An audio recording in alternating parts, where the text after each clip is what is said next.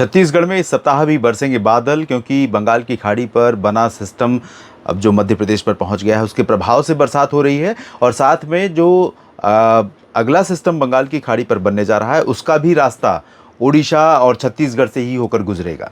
हालांकि छत्तीसगढ़ के उत्तर में रहेगा और उत्तरी जिलों पर ज़्यादा संभावना रहेगी कि मानसून सक्रिय रहे, लेकिन इसके बावजूद अनुमान यह है कि छत्तीसगढ़ के कई जिलों पर इस सप्ताह भी बरसात की संभावना रहेगी, बरसात की गतिविधियां जारी रहेंगी। नमस्कार, आप देख रहे हैं छत्तीसगढ़ का साप्ताहिक मौसम पूर्वानुमान का बुलेटिन। मैं हूं देवेंद्र त्रिपाठी। ये वीडियो आप देख रहे हैं मौसम तक और न्यूज़ मीडिया मंच पर। आपसे निवेदन करूंगा कि इस चैनल को सब्सक्राइब करें, साथ ही मौसम तक को भी सब्सक्राइब करें और मौसम तक फेसबुक पेज पर भी आप मुझसे जुड़ सकते हैं। दोस्तों, आज 10 अगस्त है, जिस दिन ये वीडियो शूट और रिकॉर्ड हो रहा है और अपलोड, उसी दिन से लेकर 16 अगस्त तक कैसा मौसम रहेगा इसकी बात करेंगे।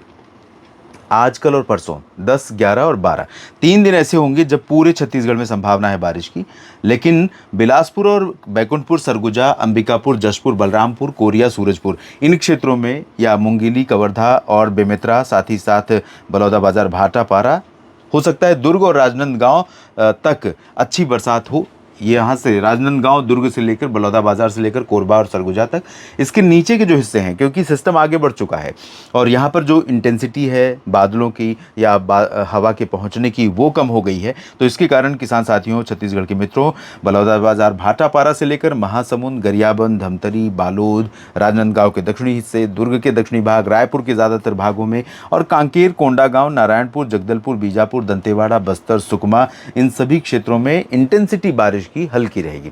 ऊपर वाले जो हिस्से हैं जिनके बारे में बात की, उन भागों में हो सकता है कि थोड़ा मध्यम से तेज बारिश आज, कल और परसों में हो और इधर कम बारिश होगी। उसके बाद बारिश की गतिविधियां 10, 11, 12 में हो जाएंगी। उसके बाद 13 से जो नया सिस्टम बनेगा वो सिस्टम पहुंच जाएगा ओडिशा और छत्तीसगढ़ के ऊपर और या प्रभावित करना शुरू कर देगा, तो उसके चलते फिर से एक नए स्पेल की शुरुआत हो जाएगी। तो चांसेस ये रहेंगे कि 13, 14 और 15 में फिर बारिश उसके चलते कई जगहों पर होगी। 13, 14 को ज़्यादा संभावना है और 15, 16 को बारिश की इंटेंसिटी बहुत रिड्यूस हो जाएगी, यानी डाउन की तरफ रहेगी बारिश। और कुल मिलाकर के अभी से लेकर अब से लेकर हम 16 अगस्त तक की बात कर रहे हैं, तो 14 अगस्त तक मैं आपको बता दूं, यानी 5 दिन ज़्यादा बारिश की उम्मीदें हैं। 15, 16 में इंटेंसिटी कम रहेगी, लेकिन बरसात उन 2 दिनों में भी होगी और उन 2 दिनों में भी ऊपर की तरफ ज़्यादा संभावना रहेगी। कोरिया, सरगुजा और सूरजपुर, बलरामपुर, जशपुर, बैकुंठपुर से लेकर मुंगेली, बिलासपुर, कोरबा तक ज़्यादा संभावना रहेगी। बलौदाबाजार, भाटापारा, जांजगीर चांपा, रायगढ़ और हो सकता है कि राजनांदगांव और बेमेतरा और दुर्ग तक ज़्यादा पॉसिबिलिटी रहेगी। रायपुर में भी आती जाती बौछारें भी होती रहेंगी पूरे सप्ताह। हाँ, टिक करके लगातार घने बादल छाए रहना, काले बादल रहना, गरजना और दिन भर बरसात होना, वो भी मध्यम से तेज़। वैसी स्थिति इधर दक्षिण में तो कम संभावित है, उत्तर के क्षेत्रों में ज़रूर इस तरह की बारिश की संभावना रहेगी। छत्तीसगढ़ के साप्ताहिक मौसम पूर्वानुमान के इस बुलेटिन में भी इतना ही।